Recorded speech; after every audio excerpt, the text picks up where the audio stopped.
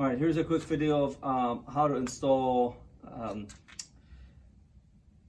premium wheel studs, wheel studs. This is the premium and race wheel stud from Bimmerworld. Make sure that you read the instructions. It's a very specific sequence of steps that you need to undertake to get the stud torqued to the proper specifications. Also, before you apply the new stud, after you've taken out your old bolts, make sure that you clean that area. So I used brake cleaner, let it sit for a little bit, and then also went in there with a rag to get any remaining dirt out. That's needed so that the thread locker that's already pre-applied on the stud itself can take in the thread. So you're gonna have 5 of these for each wheel. This specifically is for a 2018 M2. And the first thing that you're gonna do is you're just going to thread that in by hand as far as it will go. Make sure that if you're doing this on the front wheel or the front axle, that you have somebody helping you with the brakes.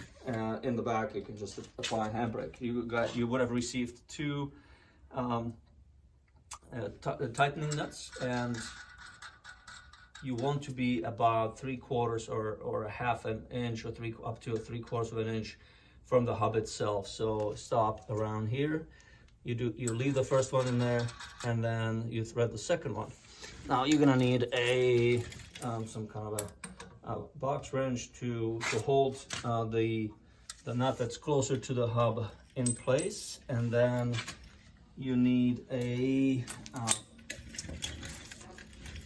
you need a torque wrench that I've set up to 75 foot-pounds of torque to comply with the specifications. So the way that I do it is get